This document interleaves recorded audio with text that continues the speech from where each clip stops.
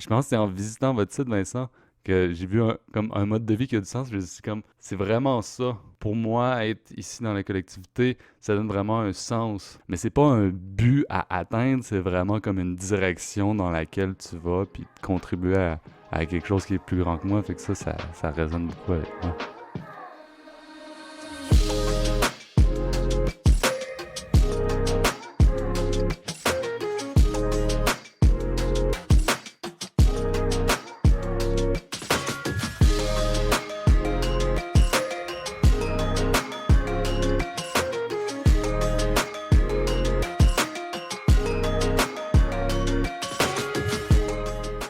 Bonjour et bienvenue à ce deuxième épisode d'Histoire d'éco-communauté.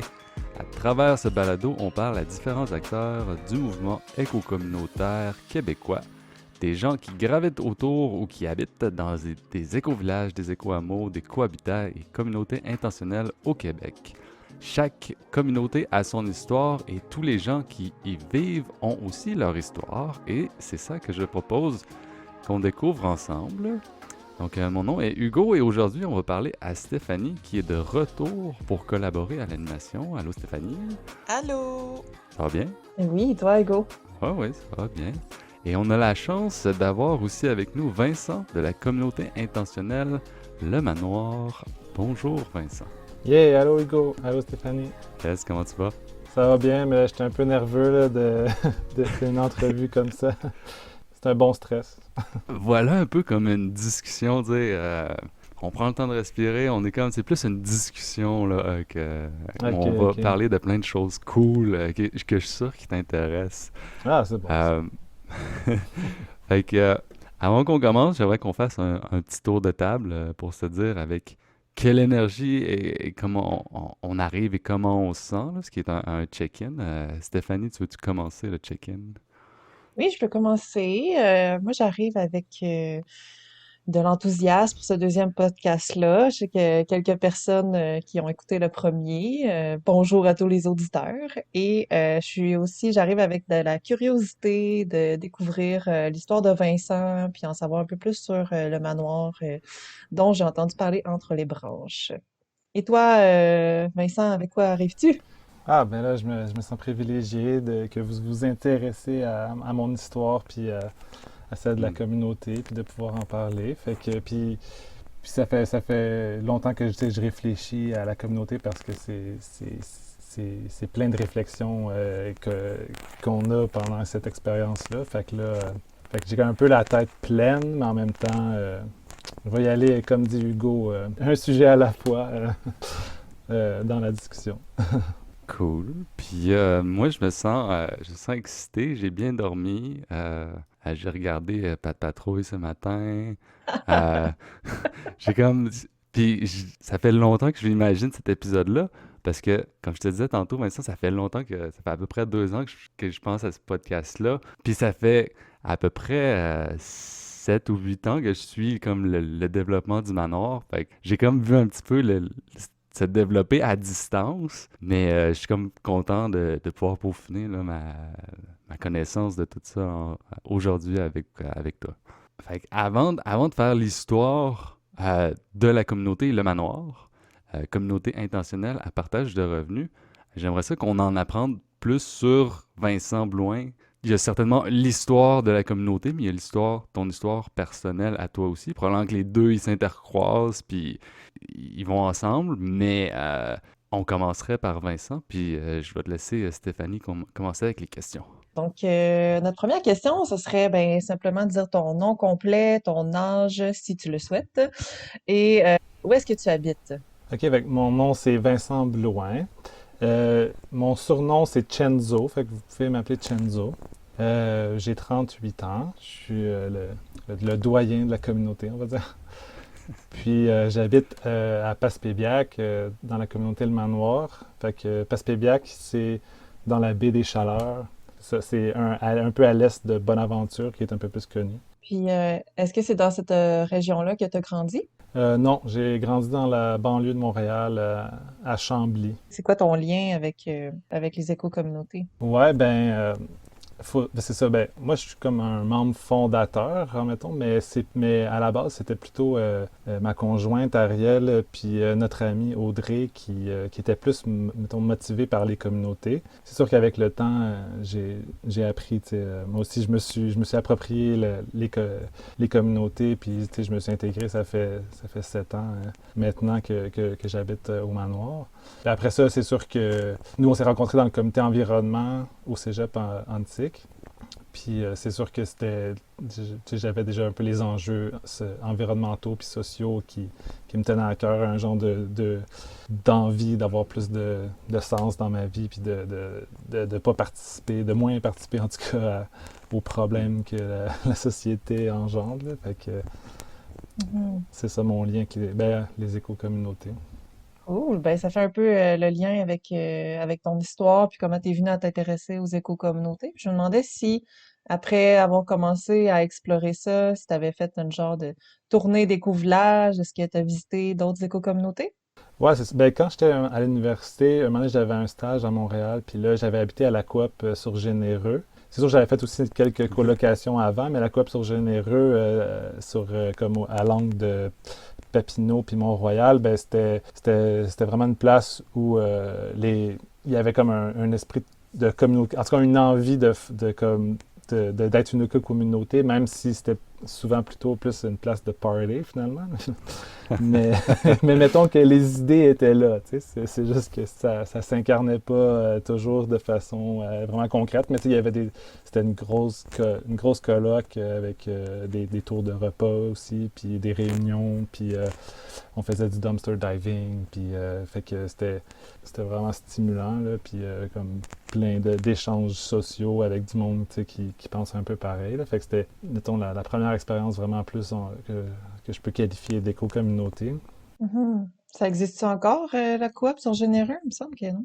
Ouais, non, ça a existé longtemps, je sais pas, plus que 10 ans, mettons, mais ça l'a fermé parce que le propriétaire, là, c'était Hugo Latulippe, là, je pense. En tout cas, c'était juste à côté Ah, du, les du Hugo. Latulippe, là. Ah ouais, c'est Ouais, ça. est-ce que c'est Hugo avec un H? Parce que moi, il n'y a pas de C'est H. ça. Fait que ça me dit. Ouais, c'est ça.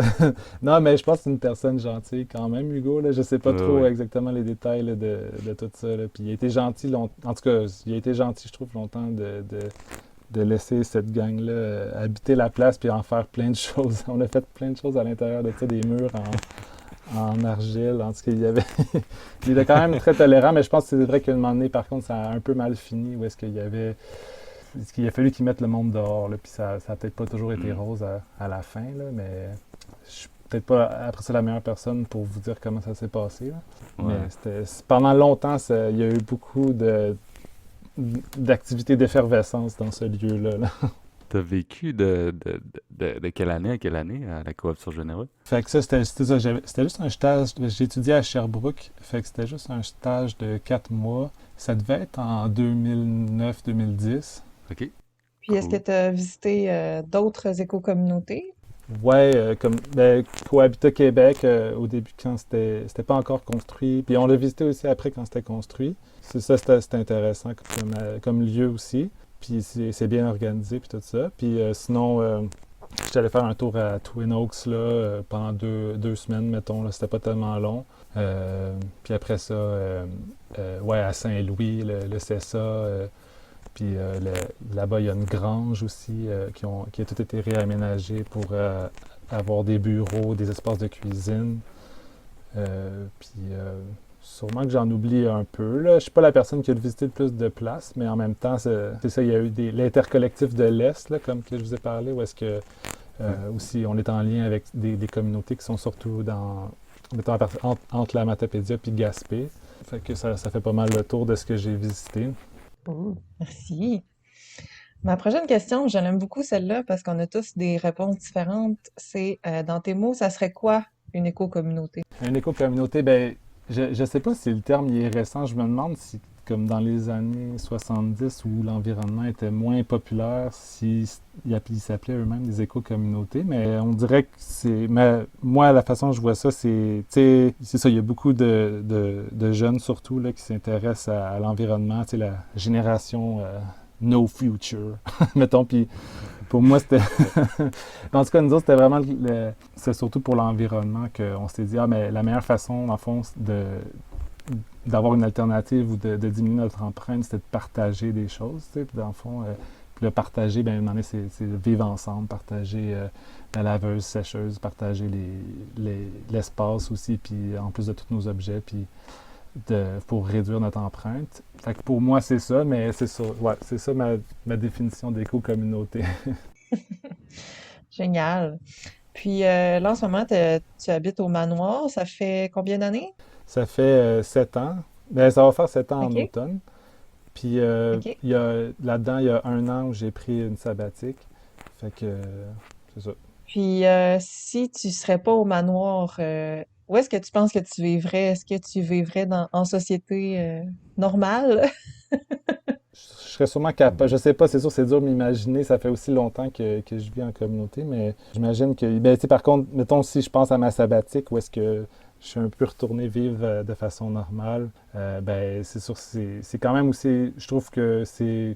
On peut être vraiment bien, tu sais, à vivre plus tout seul ou en couple, là, parce que c'est plus. C'est sûr, c'est moins de défis, tout ça, mais c'est c'est pas mal plus relaxant, puis c'est plus joyeux. Ça peut être même plus léger puis joyeux, mais en même temps, c'est sûr que un moment donné, on veut aussi, en tout cas moi, je veux avoir plus de Mm. sens dans ma vie puis tout ça. Fait que, puis là, vivre en communauté, ben après, tu sais, dès que je fais n'importe quoi, je le fais Mm. pour plusieurs personnes. Juste ça, déjà, ça Hmm. fait plus de sens à chaque action au quotidien, là.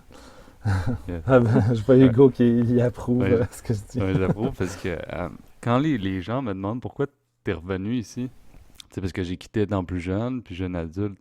Je suis revenu ici à 25 ans, puis j'ai pris longtemps avant de mettre le doigt dessus.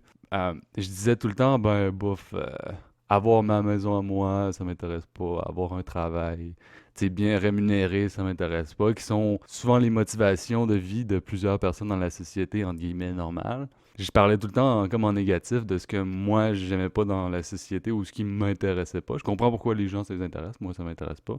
Puis je pense que c'est en visitant votre site, Vincent, que j'ai vu comme un mode de vie qui a du sens. Je me suis dit comme, c'est vraiment ça. Pour moi, être ici dans la collectivité, ça donne vraiment un sens. Je me ferais pas nécessairement un bon repas à tous les soirs. Je passerais pas nécessairement du temps à me cuisiner full. Mais quand on est plusieurs personnes, ben c'est comme, c'est beaucoup plus motivant de faire quelque chose. Mettons, je ferais pas des montages vidéo de bye-bye, de revue de l'année pour moi-même. Mais j'aime vraiment ça, les faire pour la collectivité. C'est comme quand je mets ma créativité au service de la communauté, c'est comme ça donne vraiment un sens. Puis sens, c'est vraiment le bon mot. En anglais, c'est purpose, mais c'est pas un but à atteindre, c'est vraiment comme une direction dans laquelle tu vas, puis contribuer à quelque chose qui est plus grand que moi. Fait que ça résonne beaucoup avec Ouais. moi. Mhm. J'ajouterais peut-être même, c'est ça que si une personne cherche tu sais, à faire ce qu'elle veut quand qu'elle veut, être libre, d'avoir la paix, d'avoir une petite vie simple, tout ça, c'est sûr que pas vivre en collectivité, c'est sûrement plus optimal pour ça, là, mais après ça, si la personne elle cherche à avoir plus de sens dans sa vie, vivre en collectivité, là, c'est plus facile. Ouais, puis en plus, ça me rejoint ce que vous dites parce que moi, tu sais, j'ai passé 2 ans au cohabitat mon autisme, puis là, je suis plus dans un format de vie plus conventionnel, malgré que je suis quand même dans ma mini-maison à l'année, puis dans un camping. Mais il y a quand même l'esprit de communauté, des fois, qu'on peut retrouver à l'extérieur d'un collectif ou d'un cohabitat. Puis moi, c'est ça que je retrouve aussi au camping. Je trouve ça le fun parce que même si c'est pas tous des gens qui ont des valeurs écologiques, il y a beaucoup d'entraide entre nous. Tu sais, il y en a un qui va chercher le courrier pour tout le monde à l'accueil, même porter les poubelles. Fait Mhm. on se prête des outils, on se fait des barbecues. Fait que ça vient combler quand même un peu mon besoin de communauté. Mais pour tout ce qui est, comme vous, tu sais, le sens que ça ajoute, moi, je le retrouve dans ma solitude, mais aussi avec mes collaborations avec Vivant, le groupe avec qui j'organise des événements. Fait que, on dirait que là, c'est plus dans ma vie professionnelle que le sens de ma vie se trouve, là.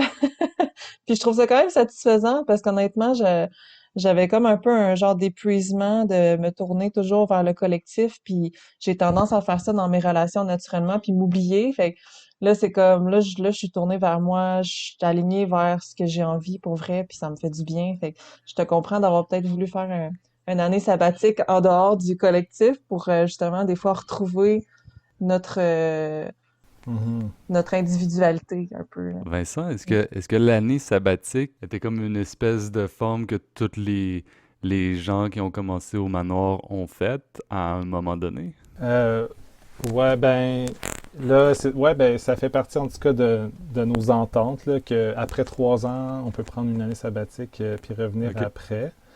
C'est sûr qu'à ce moment-là, Ariel puis moi, on pensait pas nécessairement revenir à cette époque-là parce que on avait peut-être une vision, on réalisait qu'il y avait peut-être une vision divergente, il y avait peut-être deux visions divergentes, un peu irréconciliables à cette époque-là qu'il y avait dans la communauté. Mais là, je pense que pendant notre année sabbatique, il y a peut-être des gens qui portaient cette vision-là qui sont partis, puis après ça, il y a ceux qui restaient, ils nous ont demandé de revenir, puis là, à ce moment-là, Ariel et moi, on est revenus, mais comme en condition de comme s'entendre sur une vision plus collectiviste de l'anarchisme. Je sais Hmm. pas si, peut-être que là, vous me suivez pas, là, mais, mais en tout cas, si je peux faire une Ouais, parenthèse, ben, c'est juste que souvent dans les communautés, il y a souvent cet enjeu-là, genre la vision anarchiste individualiste, puis où est-ce que c'est plus comme, si, mettons, tu fais quelque chose, ben, tu as plus de liberté, mettons, sur comment tu le fais, puis etc., mhm. puis tandis que collectiviste, ben, c'est plus comme, ben, on se consulte ensemble, puis après ça, on décide quoi faire, puis ces deux visions-là, ils cohabitent mal ensemble. Fait que là, souvent, c'est bon de s'enligner sur une puis l'autre. Fait que c'est comme un enjeu. Je sais pas si vous aviez connaissance de ça. Ouais, ben c'est comme duocracy versus ben, on va se consulter, puis après ça, même s'il y a une personne qui lead un projet puis qui a plus de décisions à faire au jour le jour dedans, ben, elle consulte quand même plus le groupe, là. Ouais, c'est ça. Ouais, mais tu sais, des fois, un peu comme en sociocratie, il y a des décisions d'orientation, Mhm. puis il y a des décisions d'exécution. Puis quand c'est pas clair entre les deux, ben on se met à pas s'entendre collectivement pour l'orientation. Fait que là, dans l'exécution, même si on veut se donner de la liberté, ça peut être plus compliqué. Fait que là, finalement, on resserre un peu la vis autour de l'exécution, puis on se met à s'astiner sur comment qu'on coupe les carottes pour la soupe, là, tu sais. Ouais, ouais. Non, c'est ça. Mais souvent, moi, en tout cas, c'est plus. Si tu penses que ça dérange quelqu'un ou que tu penses qu'il y a quelqu'un d'autre dans la communauté qui aimerait ça être informé ou être consulté, ben c'est peut-être signe que faudrait que tu en Mhm, parles, tu sais. Mais mhm. c'est ça mon guideline personnel par rapport à consulter ou juste faire, là, parce que, ouais, c'est sûr Hmm. que trop consulter, ça peut être vraiment lourd, là. Ouais, faut Ouais. trouver la balance. Ouais. Ça serait quoi ta plus grande joie dans la vie en communauté, puis ça serait quoi ton plus grand défi? Ouais, ouais, c'est sûr en gros, comme on parlait avec Hugo, c'est le sens que ça donne, là, mais sinon, je dirais aussi, c'est au niveau de l'apprentissage, là, comme je trouve que j'apprends beaucoup à vivre avec les autres dans la communauté, puis aussi même parce que souvent dans la communauté, mettons que tu as un projet à faire, faut que tu montres souvent un genre de mini plan d'affaires, on va dire, faut que tu le présentes aux autres, faut que tu sois un peu organisé, tout ça. Puis aussi, vu qu'on on fait moins de salariat, puis on fait plus d'heures de travail dans la communauté, ben on est comme un peu, on développe notre sens de l'entrepreneuriat un peu. Mhm. Fait que tout ça, c'est tu sais, apprendre à faire de la comptabilité, à aussi se discipliner soi-même pour faire tu sais, pour être autonome, là, pas attendre après les instructions de son boss ou moi j'aime un peu les défis, puis je trouve que ça amène beaucoup de développement de soi pour être une meilleure personne, on va dire, en société, là. Autant au niveau relationnel qu'au niveau de l'initiative, là. Fait que ta plus grande joie, c'est les défis de la communauté. Ouais, c'est ça, hein? Ben ouais, ben ouais, le défi, ben c'est sûrement ben ouais, ok, ouais. Le défi, c'est sûrement un peu aussi la joie, là. Après ça, c'est que ben, souvent, je vais dire que le plus grand défi, c'est de un peu politiser sa vie au quotidien, tu sais, mettons, parce que nous autres, on est à partage de revenus, on a des ententes quand même claires, mais des fois, il faut comme présenter un projet, tu sais, si tu veux faire, quelque chose que si tu habitais tout seul, tu ferais juste le faire, justement, puis Mm. tu n'aurais pas besoin d'en parler puis de présenter le projet aux autres. Mais là, tu habites ensemble, tu peux pas juste prendre de l'argent, faire de quoi, ou juste comme mettre de quoi sur le terrain qui va comme que tout le monde va vivre avec. Puis fait qu'il faut comme tu présentes tes idées, puis là, tu peux t'exposer à ce moment-là à un refus, tu sais. Fait que puis ça, c'est ça. Puis ça peut être un apprentissage qui peut être difficile. Puis sinon, si je peux me rajouter un autre défi, c'est faut vraiment prendre soin de nos relations. Tu sais, là, c'est comme si, admettons, tu sens qu'il y a quelque chose qui ne va pas avec quelqu'un. Je pense qu'il ne faut pas trop attendre parce que ça pourrit il y a un petit tension, un petit tabou, un petit non-dit avec quelqu'un qui n'est pas adressé. La graine, elle va germer en une grosse mauvaise herbe qui va être plus dure à arracher après, là, du chien-dent. Des pissenlits. Cool. Merci. Cool. Ben, merci, Vincent. Ça clôt un peu la portion de l'histoire de Vincent. Puis avant qu'on commence sur l'histoire plus de la communauté du manoir, je vais te dire un petit peu ma perception de ce qu'a été le projet là, depuis que je l'ai vu. Fait que en 2014, je pense, puis j'ai même réussi à retrouver l'événement Facebook. C'était le 15 novembre 2014. Je savais même pas que Facebook existait à cette époque-là. Il y a eu un événement qui s'appelait Conférence, discussion, les communautés intentionnelles.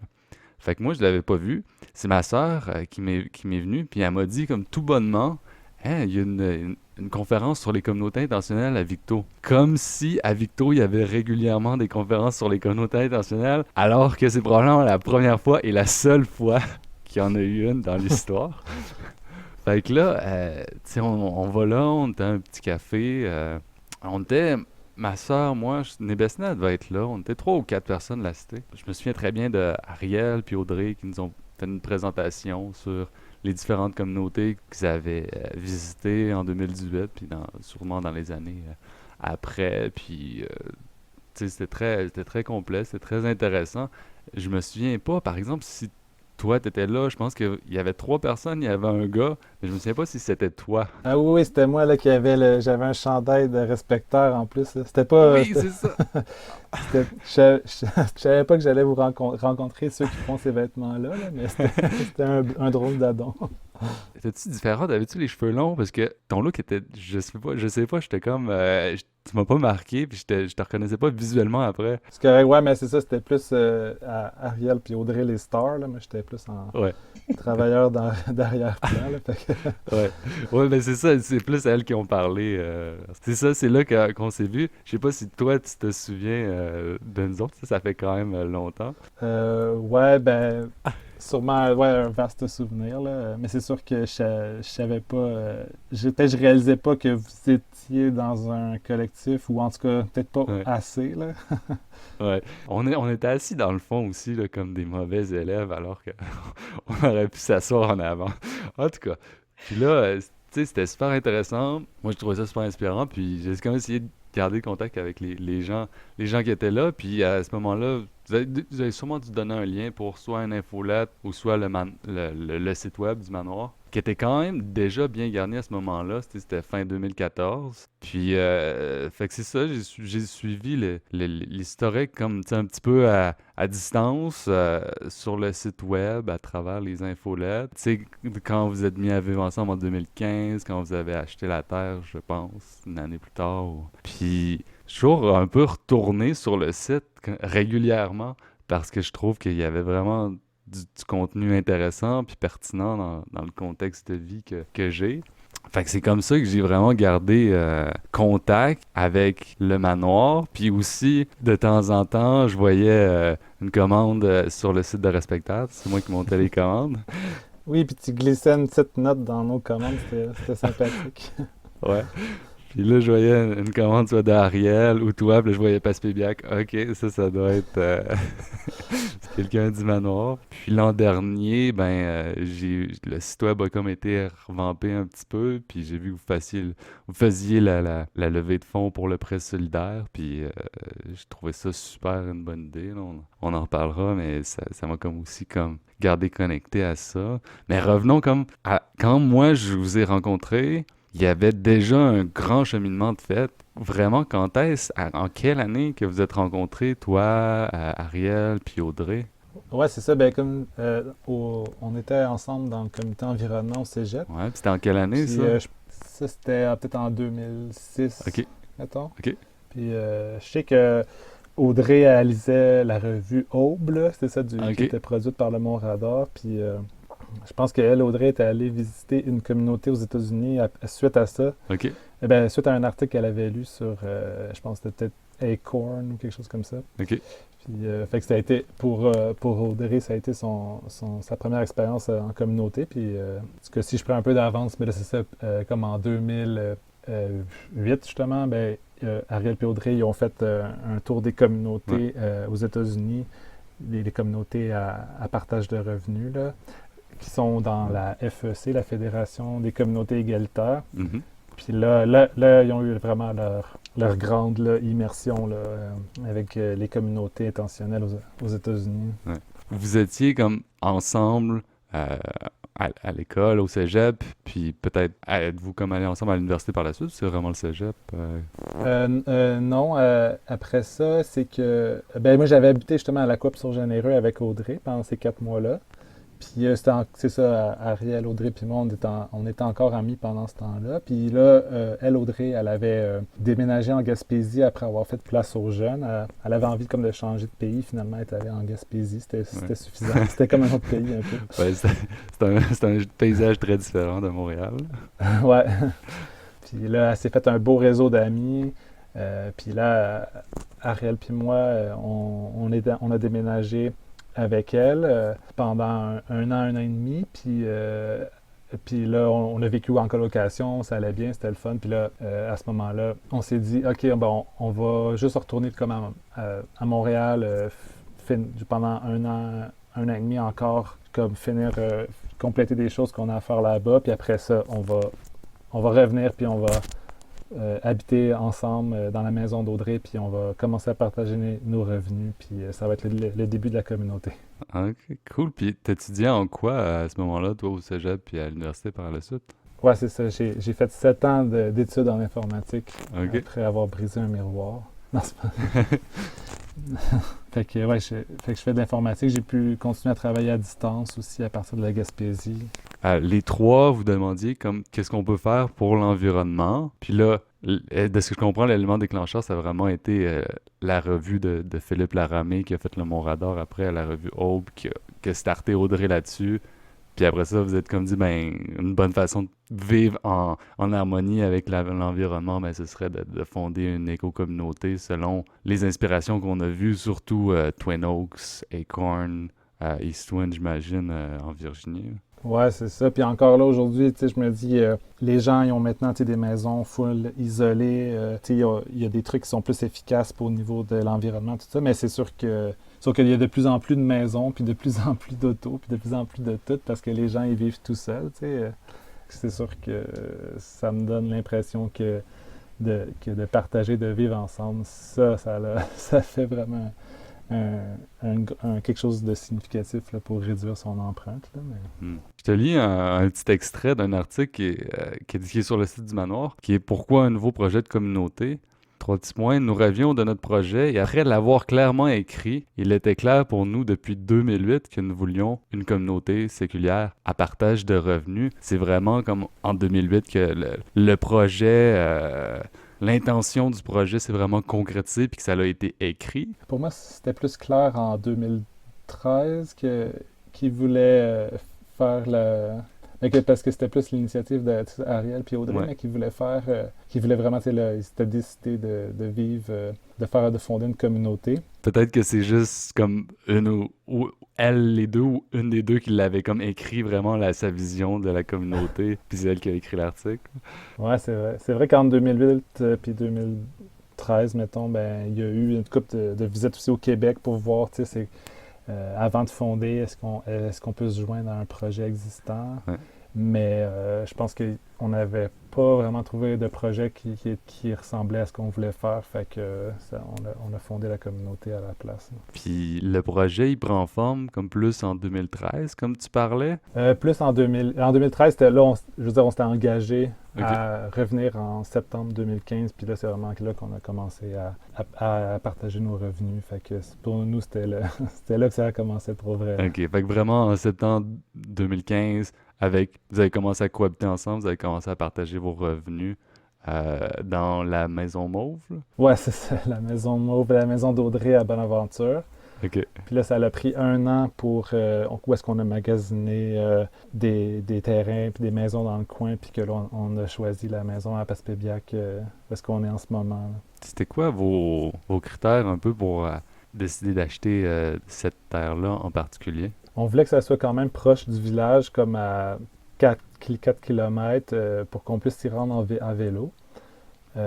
Puis on voulait aussi avoir assez de place pour faire des jardins. Puis on voulait pas trop être proche des voisins, tu sais, pour se sentir un peu libre de faire nos choses sans avoir le regard des autres Hmm. toujours, là. Puis là, c'est ça, là, on est la dernière maison au bout de la rue.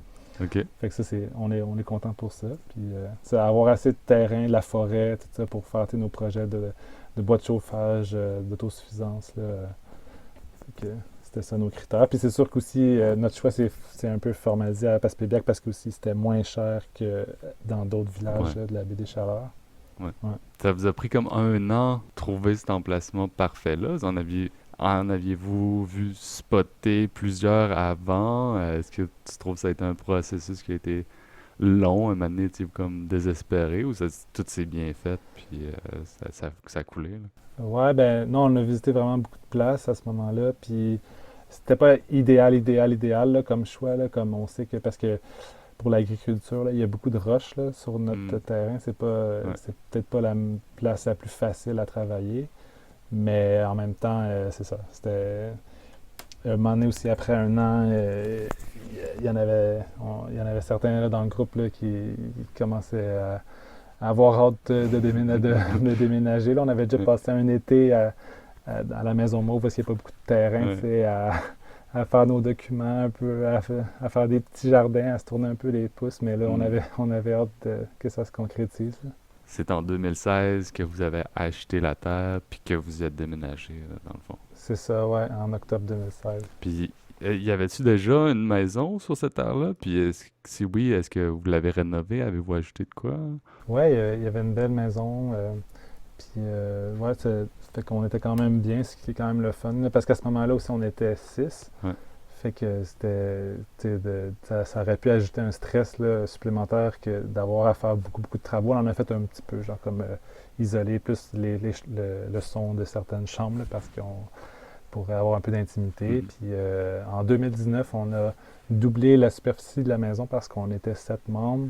Puis on se pilait un peu ses pieds. Puis Ouais. on se disait si on veut avoir plus de membres encore, il faut faire un annexe. Fait qu'on a agrandi la maison. Puis là, en ce moment, on est bien. Il y a plus d'espace commun, il y a un bureau commun.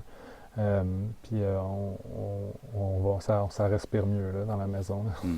Surtout, ben, là aussi, en plus, on est moins de membres maintenant aussi, là. Fait que c'est sûr que mais on a encore une bonne capacité d'accueillir du monde. Fait que vous êtes combien, mettons, en ce moment, puis combien vous pourriez être au maximum en ce moment, avec l'espace que vous avez? En ce moment, on est juste 3, comme un peu dans un creux. Mais c'est ça. Mais on attend 2 autres membres à Noël prochain, qu'on a déjà rencontrés puis tout, là. Fait que puis l'été, on a beaucoup de visites. On a des employés qui habitent sur place, puis des roofers. Puis la limite de personnes, je pense qu'il y a 8 chambres, donc 4 grosses chambres. Fait qu'on c'est sûr qu'on pourrait être au moins 8, mais je pense que s'il y a des couples, mettons, tu sais, on pourrait être 12 ou, mettons, là. Dans votre vision, tu sais, vous aimeriez comme, je pense, être entre 12 puis 30 personnes. Ouais, ben c'est sûr, c'est un peu dans l'idée que On se dit, ah, tu sais, après 30 personnes, peut-être qu'on va. L'esprit de communauté va être plus dur à maintenir, mais en même temps, je sais que c'était un pattern un peu que d'autres communautés ont. Ils se disent, ah, que, mais finalement, il arrive toujours à être plus de monde, puis que la communauté, elle se tient, elle est cohérente, puis il y a quand même un esprit de groupe, puis tout. Fait que, à suivre, là, mais c'est sûr que.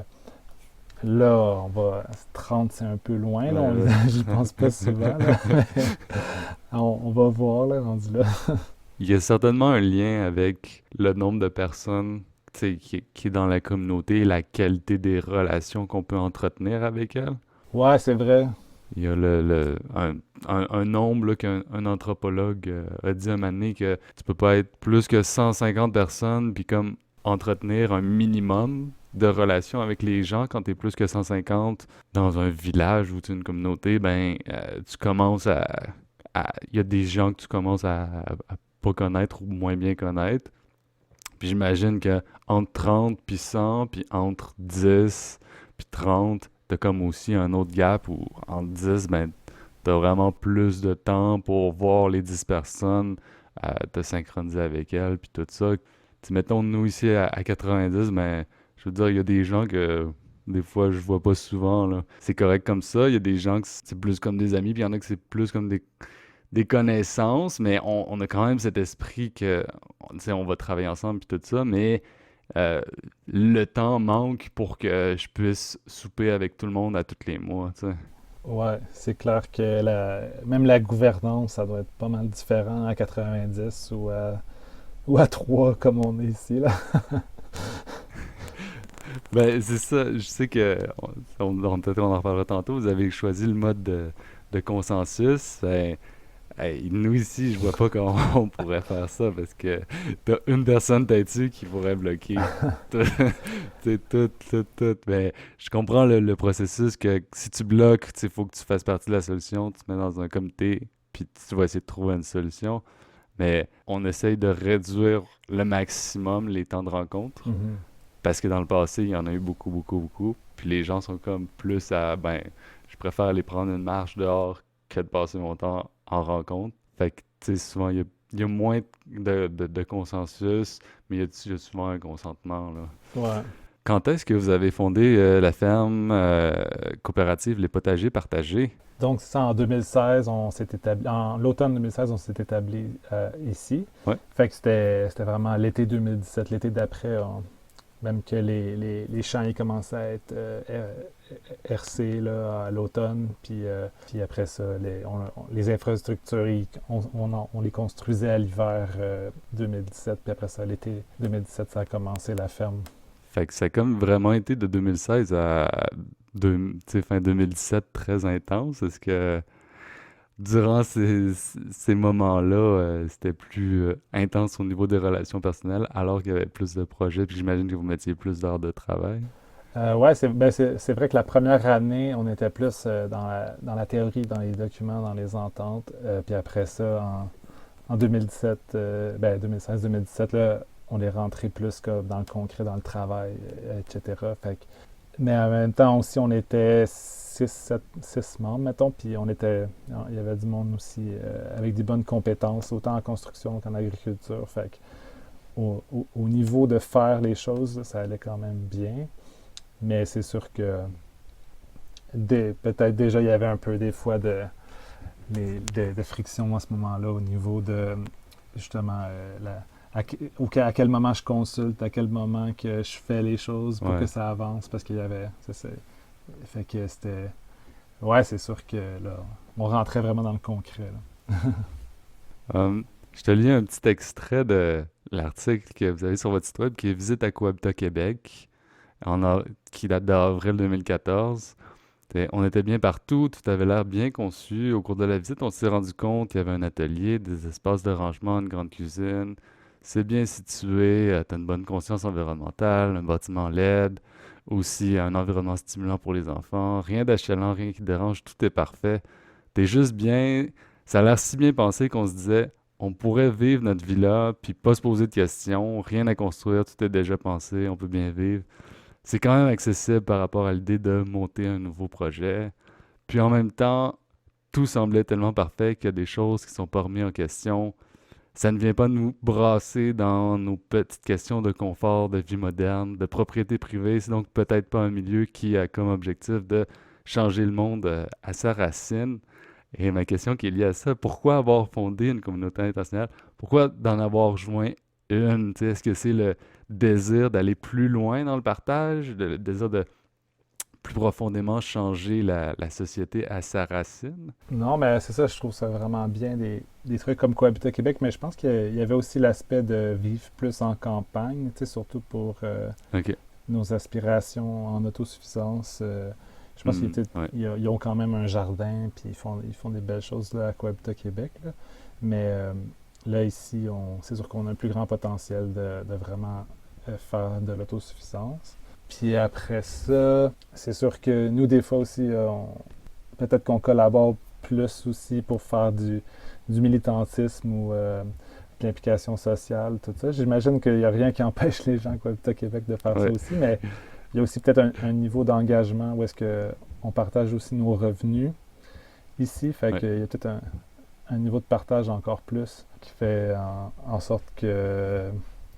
je suis pas certain, là, rendu là, Ouais.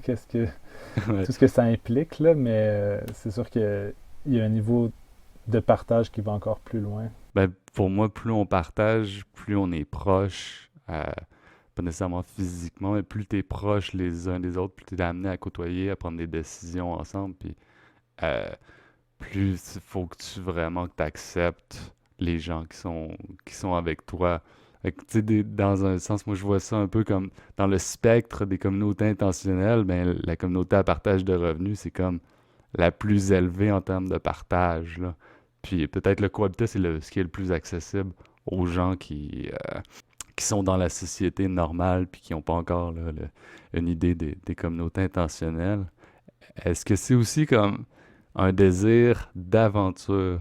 Je l'explique parce que, tu sais, mettons, tu vas à Cohabitat Québec, Michel Desgagnés a Mm. fondé un super beau projet. Lui, avec son groupe, ils ont mis 10 ans. Il a fait un gros road trip de plein de communautés. Il a rencontré Diana Leaf, il a fait traduire les Vivre Autrement. Le projet est vraiment bien ancré. Lui, il a fait son aventure. Mais tu sais, est-ce que tu penses que vous autres aviez plus le goût de faire comme, ben, on veut nous autres aussi vivre cette aventure-là? Ouais, c'est vrai. Puis je pense qu'à y penser, il y a beaucoup de gens qui s'intéressent aux communautés qui sont plus hésitants à se joindre à un projet parce qu'on dirait que d'en fonder un, tu sais, tu peux plus inventer les choses à ta façon, tu peux plus y ajouter peut-être ta touche personnelle. Mhm. Fait qu'il y a quelque chose de peut-être plus créatif justement de participer à les débuts d'un projet. Mm. Puis aussi, je trouve que pour moi, les communautés, c'est comme un peu une place c'est comme une expérience sociale, là. Je pense pour ça aussi que je trouve ça important, ce que tu fais comme des podcasts, de comme documenter Mm. notre expérience, parce que ça donne encore plus de sens après, tu sais, de pouvoir documenter ça pour le partager, puis que ça puisse servir aux personnes pour étudier cette aventure-là de comme vivre ensemble, mais puis de partager beaucoup, mais de manière horizontale, là. Mm. Fait que, Parlons-en, il y a plus de 140 articles de blog sur le site web manoir.community, puis je les ai tous comptés un par un, puis j'arrêtais pas de scroller pour que les nouveaux y arrivent. 140 articles qui parlent de différents aspects de la communauté, surtout de la création de la communauté, des résumés des visites de d'autres communautés que vous avez faites, des processus qui ont mené à des documents internes, des réflexions en tout genre, puis toute communauté en démarrage devrait y faire un tour, là. C'est vraiment une belle banque de tout ce qui a été fait au manoir. Puis c'est vraiment un bel exercice, je trouve, moi, d'authenticité, de transparence, puis de vouloir documenter, un peu comme, tu es informaticien, un peu comme avec une mentalité open source.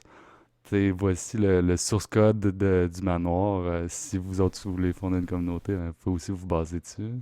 ouais, des fois, il y a des personnes qui nous demandent pour nos documents, nos ententes, parce que c'est quelque chose aussi qu'on a fait beaucoup, qui nous caractérise peut-être au manoir un peu, c'est que on crée beaucoup d'ententes puis de documents, puis qui peuvent servir des fois aussi, comme on sait que justement il y a un projet à Gaspé qui part en ce moment, une autre communauté à partage de revenus, plus précisément à Douglastown, puis Fait que là, tu sais, de pas partir de rien. Comme nous autres aussi, on s'est beaucoup inspiré de Twin Oaks pour partir notre projet. Hmm.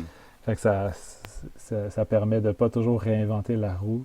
Puis, ben ouais, moi, c'est sûr que j'aimerais ça prendre plus le temps là, de documenter, puis de communiquer, puis de réfléchir, puis de partager mes réflexions. C'est pour ça que comme le podcast aujourd'hui, c'est des belles opportunités qui font du sens pour moi, là. Hmm. Je pense que ça commence par là aussi, le changement de paradigme, d'arrêter de vouloir posséder l'information, puis tu sais, l'information qui peut être utile pour s'entraider à prendre soin du vivant, prendre soin de nos liens humains, c'est ça qui devrait être, tu sais, tellement facile d'accès. Fait que je pense que les communautés, ils ont souvent cette intention-là de partager leurs connaissances, de Hmm. partager leurs documents, puis même entre éco-communautés, quand j'étais au Cohabitat, avec l'Habitat de l'Être, on avait mis nos Google Drive partagés de nos deux communautés. Fait qu'au fur et à mesure qu'on ajoutait des Hmm. documents, ben nos communautés pouvaient les consulter puis s'en inspirer. Mhm. Mm. C'est vraiment cool, mais c'est vrai que dans cette idée de communauté-là, ben, t'as aussi la communauté élargie de communautés avec qui, ben, tu peux partager des choses.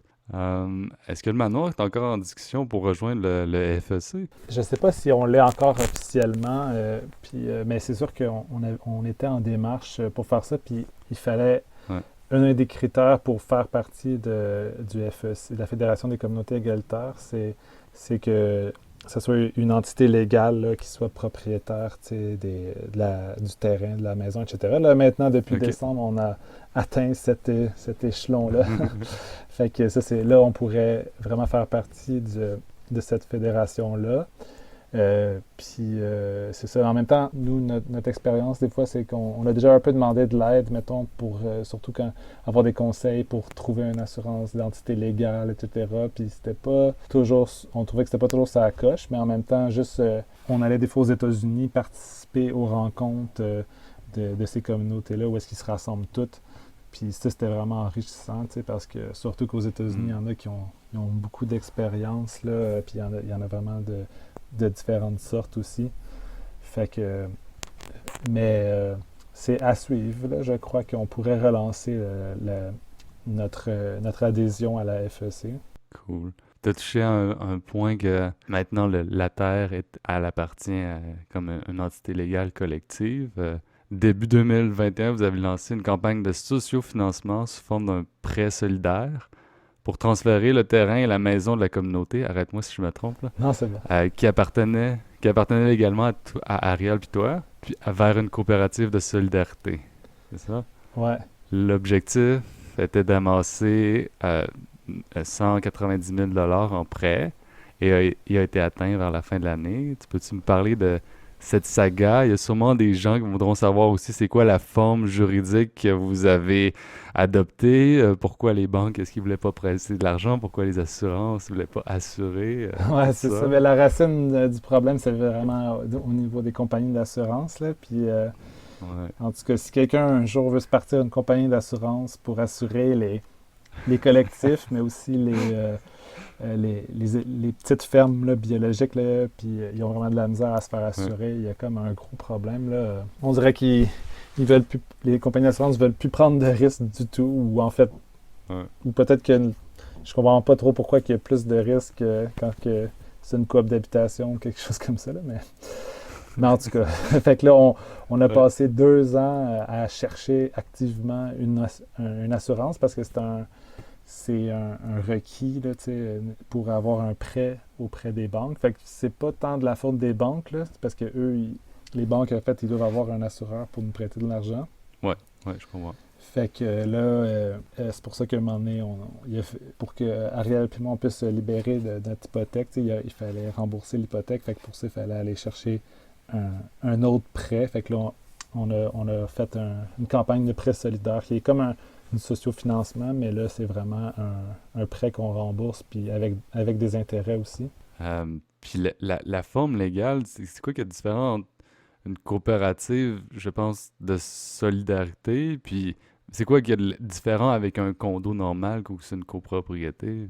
Je pense que quand c'est une copropriété, je pense que quand il y a des membres qui changent, mettons, Ouais, il faut à chaque fois aller chez le notaire, je crois. ok. Et bon, je ne suis pas un spécialiste non plus des formes légales, là, Mais Ouais. fait que c'est sûr que c'est pas vraiment réaliste dans le cas d'un collectif où est-ce Ouais, qu'il y a quand ouais, même je un taux de comprends. roulement, là. Fait que, tandis que les coopératives, eux, ça fonctionne vraiment plus avec un conseil d'administration qui peut changer facilement à chaque assemblée générale, là, une fois par année, Hmm. ou peut-être même plus là, si on fait des AGA spéciales. Là. Fait que c'est ça. Idéalement, il faudrait qu'il y ait une forme légale qui soit plus appropriée, qui soit plus vraiment appropriée au collectif. Là, ça n'existe pas. T'sais, parce que, par exemple, admettons que moi, je fais un revenu, je paye de l'impôt sur mon revenu, personnellement. Ouais. Mais après ça, je donne tout mon revenu au collectif. Normalement, ce collectif-là, ben, cette entité légale-là devrait aussi payer de l'impôt. Fait que c'est ça qu'on appelle la double imposition. Puis ça, c'est pas vraiment réaliste Mhm. Ouais. pour les collectifs. Je pense que c'est plus comme les monastères, les églises, eux, c'est plus comme un. Je pense qu'ils payent peut-être pas d'impôts à cause de ce phénomène-là que comme les gens du monastère, ils donnent tout leur revenu au monastère. En tout cas, c'est sûr qu'on a même hésité au début entre être une genre d'église, là, puis là, mais en même temps.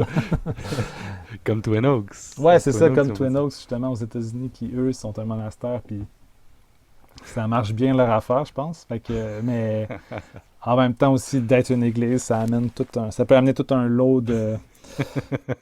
Confusion au niveau de le point de vue Ouais, externe. c'est ça, au niveau de l'image, Ouais. c'est peut-être pas non plus Ouais. fameux, là. Puis, en tout cas, fait que là, c'est sûr que c'est pas parfait, mais mettons que en ce moment, c'est mieux que ça soit deux membres de la commune comme Ariel puis moi qui soient propriétaires. Là, Ouais. on aime mieux que ce soit un collectif, là, même si c'est pas parfait. Fait que là, vous êtes Hmm. une coopérative de solidarité, c'est ça? C'est ça, ouais.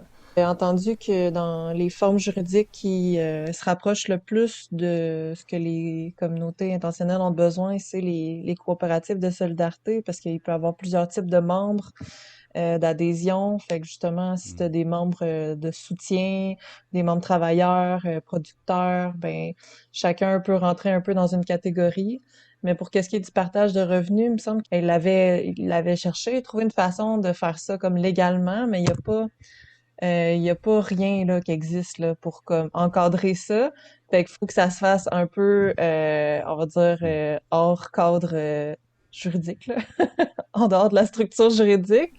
Entre nous, j'imagine d'avoir un paquet d'ententes pour rassurer les membres, parce que tu sais, de donner tout son salaire en entier au collectif, faut vraiment qu'il y ait une base un peu qui soit fournie là, au niveau de la nourriture puis du logement, tu sais, au travers de ça, là. Tu sais, je me demande, est-ce qu'il y a un montant à louer pour des trucs plus personnels, tu sais, si tu veux aller en visite voir ta grand-mère, t'as-tu accès à un véhicule ou de l'argent, de l'essence, ou tu sais, tu peux-tu acheter une petite bébelle à ta grand-mère, tu sais, avec l'argent du collectif, je sais pas. Ouais, c'est ça. Fait que là, dans le fond, l'idée, c'est juste qu'à la base, on donne tous nos revenus à la communauté. Puis après ça, on décide, dans le fond, ben, la communauté, c'est nous aussi, là. Fait que on décide, mais après ça, on décide ensemble de comment, après ça, qu'on redistribue cet argent-là. Puis, fait que là, par exemple, on a un budget de vêtements annuel qui est à 350 $, mettons. OK. Puis là, on a aussi, ben c'est ça, après ça aussi, toute la nourriture, les soins dentaires, l'essence, plein de besoins de base ou même pas tant de base qui sont payés par la communauté. Puis on a aussi un budget discrétionnaire, comme. Puis là, comme récemment, la semaine passée, on a augmenté l'allocation du budget discrétionnaire à chaque membre de 120 $ à 150 $ par mois. OK. C'est ça. Peut-être pour réagir à l'inflation. Puis, ouais. Fait que, ben, tu sais, puis aussi, c'est sûr que les cadeaux, mettons, à notre grand-mère, c'est pas nécessairement fourni par le manoir. Par contre, on peut utiliser des ressources au manoir pour fabriquer soi-même son cadeau ou piger, tu sais, dans notre budget discrétionnaire. Puis, Hmm. Puis aussi, on a un budget aussi pour, mettons, quand les membres quittent la communauté, on veut les supporter pour pas Hmm. qu'ils se ramassent dans la rue Ouais, ou, je sais pas, qu'ils soient mal pris, là. Fait ouais, on a un peu de budget de même, tu sais, où est-ce que, c'est ça, on veut quand même que les membres aient une vie, une bonne vie, là, une vie Ouais. décente, là, mettons, là. Fait que, un petit fonds pour se restarter. ouais. Fait que je comprends bien. Mettons, toi, tu fais ton argent. Mettons, tu as un emploi à temps partiel, je crois. Ouais.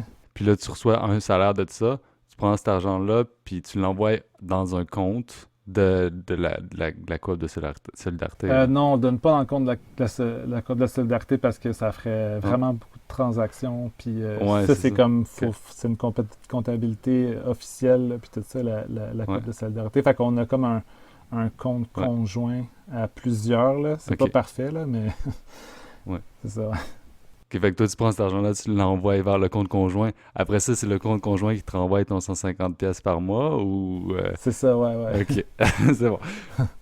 Ça fait presque 7 ans que la communauté est établie, le manoir. Qu'est-ce qui t'a le plus surpris entre à la théorie et la pratique? Ben, c'est ça l'enjeu de la liberté, là. Je pense que j'en ai parlé un peu tantôt, mais dans le fond, je pense que c'est pas parce qu'ici, c'est ça, on a beaucoup de temps, où est-ce que de travail, où est-ce que c'est nous-mêmes qui, en tant qu'individus, qu'on gère notre Hmm, temps, tu sais, parce que genre on a une réunion par semaine, mais tu sais, le suivi des tâches, des projets, c'est souvent fait à chaque jour, à chaque matin, tu sais, pour chaque individu. Puis ça, je trouve que c'est pas facile. J'ai l'impression, mais je trouve ça vraiment intéressant par contre parce que j'ai l'impression que, tu sais, avec l'éducation, l'école, puis après ça, le travail salarié, etc., les gens ben, on est pas mal habitués, tu sais, d'être encadrés, tu sais, dans notre travail, etc. Mais d'arriver à, comme, tout à coup, faire sa propre horaire, puis devoir, comme, se motiver soi-même à faire des choses, puis à planifier. Puis c'est quand même pas si facile. Puis ça peut être une source aussi d'anxiété, même surtout les hmm, nouveaux membres. Même moi, au début, je me souviens que j'étais comme, ah, je fais-tu assez d'heures? Si là, un matin, j'ai choisi de faire ça, c'est-tu correct? hmm, C'est un peu, ça peut être une source d'anxiété. Puis aussi, mettons, cette liberté-là, plus au niveau du groupe, c'est ça. Ben, comme j'en parlais un peu tantôt, des fois, il y a toujours cette balance-là, comme on a parlé, au niveau de la liberté individuelle ou comme ou est-ce que c'est le collectif qui décide c'est quoi que je fais de mon temps de travail pour la communauté. hmm, Puis ça aussi, puis l'affaire c'est qu'on travaille de façon, on essaye en fait d'être horizontal, d'être égalitaire, tu sais, dans la gouvernance, tout ça. Puis je pense que c'est pas si facile comme être humain parce que j'ai l'impression que dans le temps, mettons, quand il y avait des familles ou qui vivaient ensemble et qui faisaient un peu ce qu'on essaye de faire, de l'autosuffisance, mais tu sais, il y avait vraiment hmm. une hiérarchie où est-ce qu'il y avait c'était souvent l'homme, là, tu sais, le chef de famille, Ouais, qui ouais. finalement avait le dernier mot, tu sais, quand ça marchait pas, c'était l'autorité, mais là, on est tous égales, fait que tu sais, c'est là qu'il faut vraiment se doter des nouveaux outils, des nouvelles références pour arriver à ce à ce que tu sais, tout le monde soit content finalement, que tout le monde arrive à travailler ensemble puis ça touche encore là la liberté, fait que c'est toute une exploration, je trouve, de la liberté autant au niveau individuel à chaque jour ou au niveau collectif dans notre gouvernance. Comme. Hmm. Selon le FIC, Foundation for Intentional Community, il y a 10 sortes de communautés intentionnelles. Le cohabitat, l'éco-village, la colocation, la cohabitation, la communauté religieuse ou spirituelle, le village de mini-maison, je pense qu'il a été rajouté récemment, la communauté pour aînés, la commune, la communauté traditionnelle ou indigène et la ville en transition. Pourquoi avoir adopté le terme communauté intentionnelle à partage de revenus, ce qui est 40 lettres au total plutôt que commune? 7 lettres qui est beaucoup plus court, mais tu sais, je sais un peu ce que tu vas me dire, mais j'aimerais ça qu'on ait cette discussion-là. Ouais, c'est ça. Ben, moi, j'utilise pas le mot commune aussi. Là. Ouais. J'habite dans une commune, mais c'est ça. Je pense que tu sais aussi que c'était pour se distinguer plus du mouvement des années 70 Mhm, où ouais. c'était un peu comme. Ça fait référence souvent à comme prendre de la drogue, genre faire le party ou tout ça. Fait que je pense que c'était un peu comme un rebranding, là, comme un peu des fois on voit il y avait des fois, c'était Ouais. comme avec le développement, on parle de développement durable ou avant on parlait de. Parce qu'il y avait d'autres mots. À un moment donné, on dirait que les concepts, ils doivent se changer de nom pour changer l'image qu'on Ouais. s'en fait. Là.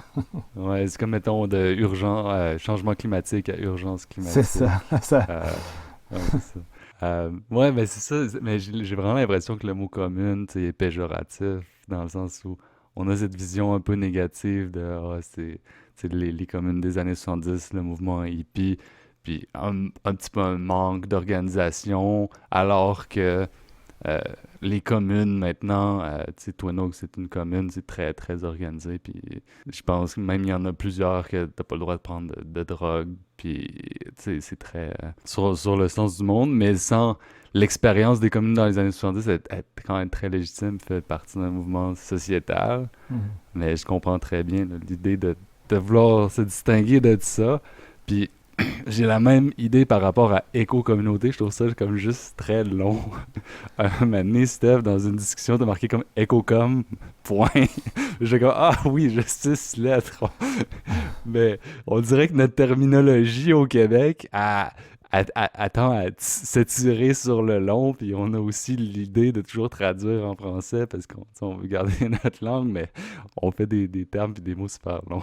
Puis en plus, il n'y a même pas éco-communauté dans les 10 types que tu as nommés. Non, mais c'est parce que Moi, c'est toujours ça que j'utilise comme mot en ouais, mais c'est plus. parce que le mot éco-communauté, pour nous, remplace communauté intentionnelle. Fait que j'aurais pu te dire, il y a 10 types d'éco-communauté.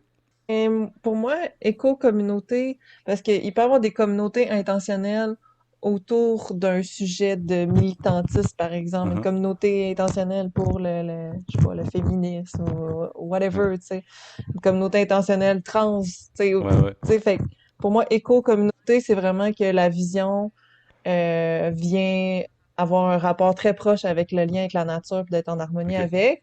Fait que Ah. c'est ça la petite différence, mais c'est comme une genre de sous-catégorie de communauté intentionnelle qui est assez grosse, là, tu sais, quand même Ouais, pour moi, éco-village, on puis... fera un épisode juste sur, juste sur la définition de ces mots-là. Oh boy, je suis pas sûre que je vais être là. Euh, C'est pas ça, j'aime pas trop les ouais, étiquettes, là. Moi, c'est plus l'intention que ouais, j'aime ouais, je savoir. comprends, je suis d'accord. L'autonomie en général, Vincent, l'autonomie alimentaire fait partie de vos 5 principes. Euh, c'est l'autonomie générale, mais aussi plus spécifiquement l'autonomie alimentaire et genre l'autonomie énergétique, l'autonomie de plein d'autres affaires. Mais quel genre d'aliments est-ce que vous cultivez et que vous conservez sur place? Ouais, ben avec la ferme maraîchère qu'on a ici, on produit une trentaine de légumes différents. Puis on a des paniers bio, on a un kiosque, on vend à des restaurateurs. Puis nous, c'est sûr qu'on mange tous les déclassés, là, les légumes pas beaux, mais c'est correct. Mhm. Ouais. Puis après ça, on fait des transformations. On congèle des légumes, des brocolis, des fèves. Puis on fait des canages de tomates. Puis on a aussi ça, des poules, des œufs. Puis on a des voisins, des amis qui cultivent des poulets pour la viande. Puis on fait aussi de l'abattage à l'automne. Puis c'est sûr que non seulement on essaie d'avoir de l'autosuffisance pour nous, mais avec la ferme, finalement, on contribue à l'autosuffisance de la collectivité plus large. Là. Nice. C'est ça. Fait que là, en plus, en ce moment, on est juste 3, fait que ça nous occupe beaucoup. Puis, mais il faut dire aussi qu'on a des pommiers, puis on a planté beaucoup d'arbres fruitiers. Fait que j'ai hâte de voir dans l'avenir avoir plus d'arbres fruitiers, puis des petits fruits. Là, ça va être agréable. Hmm. Tu l'as touché un petit peu tantôt. Vous êtes 3 en ce moment au manoir. Vous avez été jusqu'à 7. Euh, moi, je trouve ça très, Tu sais, ça me surprend dans un sens, parce que je trouve que la communauté est vraiment, les bases sont solides, il y a vraiment un gros travail qui a été fait pour comme commencer ça. Puis personnellement, moi, si j'étais pas ici, je serais très attiré d'aller au manoir. Mais dans un sens, ça me surprend. Mais dans un autre sens, ben, je regarde ici, au cours des 10 dernières années, presque, 9 dernières années, depuis que moi je suis revenu, on a intégré 3 membres. OK. C'est depuis 10 ans, sur 100 stagiaires peut-être qui sont passés, sur au moins 10 15 personnes peut-être qui ont essayé de faire un stage plus long d'essai. Tu sais, fait que, est-ce que, tu sais, pour expliquer ça, est-ce que toi, tu ressens comme un écart entre la culture des gens qui vivent dans la société, entre guillemets, normale, puis ceux qui vivent dans une communauté intentionnelle à partage de revenus, puis est-ce qu'il y a un écart qui est difficile, comme des fois, peut-être à combler? Ouais, c'est sûr. Je pense que c'est peut-être au niveau de l'engagement. Parce que c'est ça. Ben, des fois, un peu des blagues là, où est-ce qu'on on trouve que. Parce qu'il y a beaucoup de gens qui nous visitent l'été, des woofers, des curieux de communauté, etc. Mhm. Puis, je ne sais pas si c'est parce qu'on s'en vient plus vieux, là, mais on trouve que souvent les gens sont FOMO, qu'on dit, Fear of Missing Out. Là. Ouais. Ouais, ouais, ouais. Fait que là, c'est ça. Fait que là, ils veulent tout. Mettons qu'on trouve qu'il y a des gens ils veulent tout faire. Là, ils veulent voyager, ils veulent avoir des jardins l'été, mais aussi pouvoir partir puis aller à tel festival. Puis ils veulent. Ouais. On dirait que. Ils veulent tout faire, là, ce qui est bien, là, puis je suis vraiment pas Ouais. contre ça. C'est juste que c'est sûr que dans une communauté, mais tu sais, ben, tu sais, ça, on a certaines mesures, tu sais, où est-ce que justement après 3 ans, une personne peut ramasser de l'argent sans le partager pendant quelques mois, puis après ça, partir en voyage 1 an, tu sais, tout ça, mais juste même attendre, tu sais, de s'engager 3 ans dans un projet, puis c'est pas donné à tout le monde non plus, là. Fait que, mais, puis aussi, peut-être le fait qu'on soit en Gaspésie, il faut que non seulement les gens s'engagent dans une communauté à partage de revenus, mais il faut aussi Ouais. souvent qu'ils changent de région.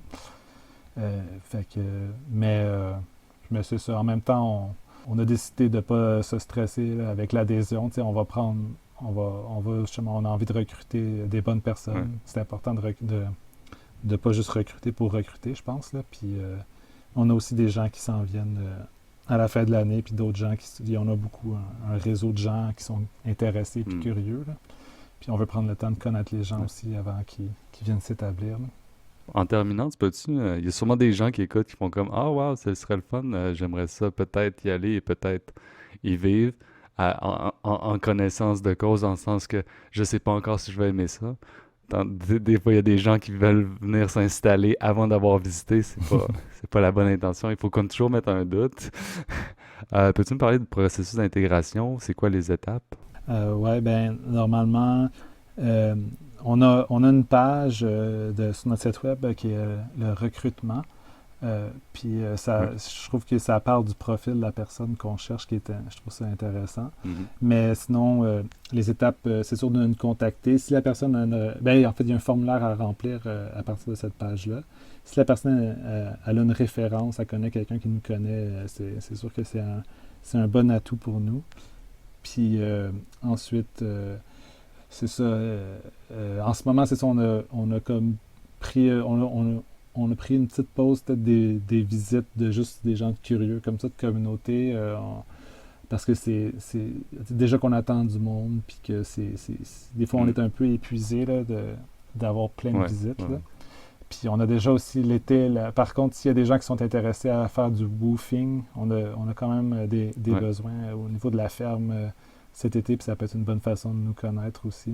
Puis Mm. c'est ça, on a des chambres de disponibles. Fait que, puis, mais normalement, la personne fait une visite de 2, 3 semaines. Ensuite, il y a une probation, mettons, de 6 mois. Puis fait après 6 mois, il faut qu'il y ait consensus pour que la personne devienne membre. Fait que c'est ça notre Ok. processus officiel, là. Cool. Euh, J'étais juste curieux tantôt parce que tu disais vous avez accueilli 3 membres en 10 ans, mais je me demandais, est-ce qu'il y a beaucoup de membres qui quittent la cité écologique ou? J'ai fait le calcul sur la même période, il y a à peu près 20 membres qui sont soit partis, puis peut-être 2 décédés. OK. Euh, Fait que des fois, tu sais, je regarde ça, puis je regarde la population vieillissante, puis je fais comme, ben, ouais, faut comme. Des fois, il va y avoir un minimum de. Tu sais, présentement, on est 86 membres, mais il y a quand même 6 personnes, 5 personnes là, qui sont dans la période probatoire, qui font une année. Nous, c'est 1 an, OK. qui font une année d'intégration. Mais c'est ça, au début, c'est vraiment parti très fort au début, tu sais, les premières années, entre 85 puis 89, si on a accueilli la grande majorité des familles, là. Puis après ça, entre 90, ben là, tu sais, c'était une période moins rose aussi, là, mais après ça, ben, c'est la faillite, puis se relever de tout ça, fait qu'il n'y a pas eu vraiment d'accueil, puis ça a plus recommencé en 2008, qu'on a commencé, on a plus rouvert les portes, commencé à recevoir des stagiaires, euh, puis tout ça, là. Fait que, tu sais, mettons, en 2019, on avait 5 personnes en intégration, puis il y en a une qui est restée, puis qui est devenue membre après ça, là. Mais c'est ça, là, il y en a 5, puis ça va super bien, puis ça se pourrait qu'ils deviennent membres. Mais tu sais, on le sait jamais, là, on sait jamais, tu sais, c'est pas fait pour tout le monde. Vivre en communauté, ça demande du détachement et de l'implication en même temps. Ouais. Un mot de la fin, Stéphanie? Hmm. Mon mot de la fin. Ben, ça me donne envie d'aller à Pastebiac. Faire un petit tour, faire ma touriste. Non, c'est pas vrai. Non, je vais aller vous aider à désherber dans le jardin si je passe, là. Je sais c'est quoi, moi, au Cohabitat, on recevait souvent des visiteurs, puis il est venu un moment qu'on devait mettre les choses au clair, que si tu visites, ben, prépare-toi à avoir les mains dans la terre, parce que on peut pas juste passer 2 heures à Ouais. jaser avec chaque personne qui passe. Faut que la personne y Hmm. ait un échange, là. Ben ouais, en tout cas, t'es la bienvenue, c'est ça. On accueille aussi comme des gens, comme des amis de la visite personnelle. Fait que c'est juste même pour une soirée, quand on connaît la personne, là, j'ai l'impression que je te connais maintenant. Fait que, En tout cas, j'ai une référence, j'ai Audrey Morin, Audrey vous connaît. ah ouais, c'est ça. Audrey me connaît, on a un pont. Parfait. Cool, un mot de la fin. Vincent, il y a une question que j'ai pas encore faite. J'avais vu ton projet personnel, Mind Respect. Est-ce que tu veux en parler un petit peu ou clore sur le manoir? Je te laisse là. Ouais, ben on va dire que ça retouche un peu à ce qu'on parlait de l'importance de documenter, tu sais, de prendre des notes parce que moi, je prends des notes, puis j'essaie de me motiver à en prendre plus. Puis, Hmm. mais là, j'ai mis une pause aussi sur mon projet de logiciel de prise de notes. Mais par contre, j'utilise maintenant un logiciel open source qui s'appelle LogSeq, Ok. Logseq. Puis Ouais. c'est juste dans le fond, dans l'idée de prendre des notes parce que c'est une bonne pratique Ouais. pour soi-même, puis pour après ça aussi partager avec les autres, là. Ouais, pour comprendre des phénomènes qui se passent dans la collectivité. Ouais, c'est ça, parce que des fois, on a des idées, on a des réflexions, mais j'ai l'impression que moi, ce cas, si je les prends pas en note, ça va, ça va disparaître. Même chose. Même chose. Ouais. Fait qu'un gros merci à tous les deux. Puis on va se revoir le mois prochain pour un nouvel épisode d'Histoire d'éco-communauté. Yes, merci Hugo, merci à tout le monde qui Merci. nous écoute. Merci, à la prochaine.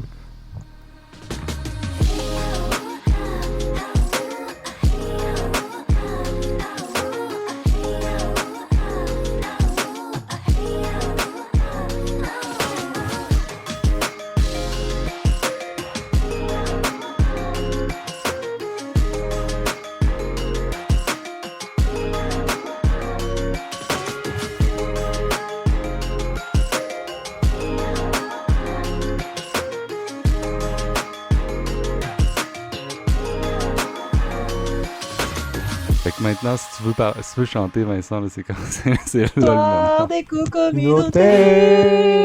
Communauté! Yeah! Communauté.